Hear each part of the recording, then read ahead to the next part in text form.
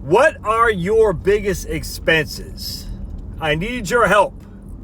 If you're retired or if you're not, I don't care. I'm asking for assistance here because this is going to be in the research. So the research I'm doing for my book, which I want to have done by the end of September, which is going to be called, I think it's going to be called The Inflation Myth in Your Retirement Plan. The research I'm doing, I look at the BLS, the Bureau of Labor Statistics. They have this consumer expenditure survey. Then they have the American Community Survey. Kind of similar stuff there. One's for households, one's consumer units. A lot of similarities. Anyway, I'm just telling you, between 30 and 40% of the expenditures are people's households. All right, so basically what happens is the top two expenditures for the vast majority of people in these surveys are transportation, which is your car payment, your gas, changing the oil, changing tires, all that. And then housing, shelter, but then this owner equivalent rent and rent aside, we get all that, it's all stupid. But anyway, that is dumb because there's no reason to say if you were to charge a rent, that would be a consumption amount. That's just dumb. But anyway, be that as it may.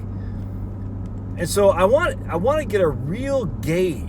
And there are ways you can do this in the CES, Consumer Expenditure Survey, that shows you what people actually spend, which is great. But still, it's just surveys. When the government reports is cool. I get it, 100%. You're like, all right, that's pretty cool. But I'd like to know more. So when I think about my expenditures, so I asked my beautiful the other day. I said, Shar. She goes, I don't know, what, your number hasn't been called yet, because, I got to wait to be called, because there's, 6 of us running around, plus 2 dogs, so I always got to wait for my number to be called, so I waited, 45 minutes, and she goes, number 8, it's right here, honey. And I said, Shar, what do you think our biggest expenses are, other than mortgage? And her first thing, of course, is health insurance, because we spend about $2,000 a month on health insurance, because we're on COBRA. All right, so health insurance and mortgage, all right. So we know health insurance won't go away, all right, so that's a fact. So once we hit Medicare, we'll both be paying about $500 to $550 a month, and today's numbers on health insurance. So we know for a fact that roughly $12,000 of our consumption will go to health insurance. That will be most probably by far and away one of our biggest consumption items. Our property tax, I just looked at my escrow. Our property tax and homeowners insurance has gone up 4.3% on an annual basis since 2017. And if you look at since 2012, it's probably gone up even less than that. So, but our property tax and escrow is, I think it's like $900 a month right now. All right, so it was $700, now it's $900. Anyway, it's because we have we're in Fulton County, we have a pretty expensive house, and then and of course the homeowners insurance is nuts because our house is big, but we have a big family, man, and that won't be the case in the future. So right now alone, our property tax and our escrow, we'll just say it's $1,000 a month right there, but it won't be that in the future. Health insurance will be that. Our mortgage won't be that in the future. Now we'll still have housing costs, right? Because housing costs right now is significantly the biggest expense we have. Our auto stuff, I don't have any. I have one, almost done with the lease on my wife's car, and then would be paid. When we lease it, we just lease it to make sure we like it for the couple of years. And if we do, we just pay it off. That would be done at the end of this year. So we'll have no car loan, but our auto insurance is through the roof just because we have 2 young drivers, both who are girls, and then 2 coming up who are teenage boys. So that will go through the roof. And that'll be a pretty expensive item too. So we'll have mortgage, which includes a high escrow. We're gonna have health insurance, which won't go away. That will drop down at some point, but it's always gonna be a significant item for sure. We have transportation, which includes the auto insurance as well, by the way. And that will drop once the kids are out. All right, and then we have food. All right, so food in the BLS numbers was only 12 to 13% of a budget. And that seems low to me, but maybe. It's interesting too, because if you look at the older CPI numbers on inflation, food is significantly higher representative of in consumer price index. It's up to 35 and 40% even. Very interesting actually. So that was when they were using housing costs literally in terms of they had a different methodology to how they're using housing costs. Basically just looked at rent. I don't want to doubt it right too much, but it's interesting as can be. So basically, the amount of the food has dropped significantly, almost like 70% relative to what it was in the early days of the CPI. And the reason is simply because the Consumer Expenditure Survey came around. They said, "What do you spend your money on?" All right. And so they said, well, food is, I think it was like for an average consumer expenditure, $65,000. I think they're spending $9,000 a year on food or something like that. I can't remember. But it was in one of the top 5, but it wasn't. It was well below transportation and well below housing.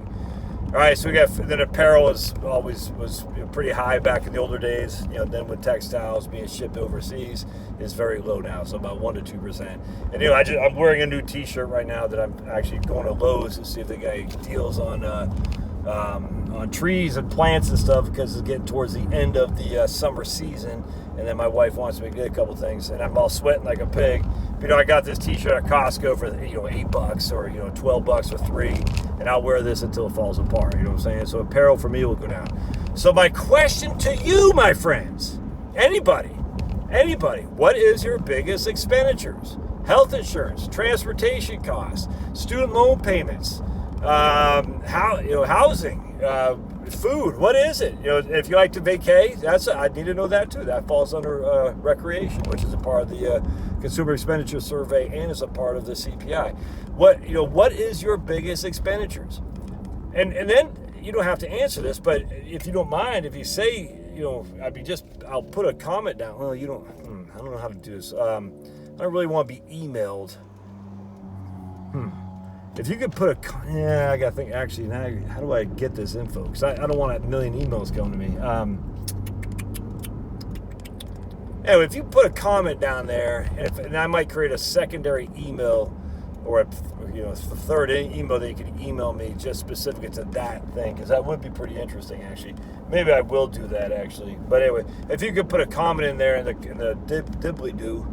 doobly-doo, what do they call it? The notes here. That'd be kind of cool. Just, maybe get a gauge of, hey, what's your expenditures? It'd be interesting to know, too, if you're retired, all right? Because if you're retired, it'd be interesting to know what your biggest expenditures are.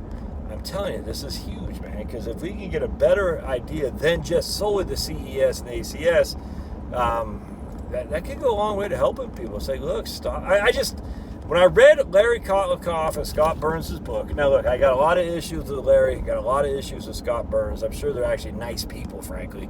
But I just, I take some significant issue on some of the stuff they write about. Scott Burns is a climate change fearmonger, which if you go down that road, I got nothing for you, man, because that means you haven't been paying attention. You're going off the headlines. You're not doing any research or due diligence to find out where these numbers are coming from and why they're so wrong.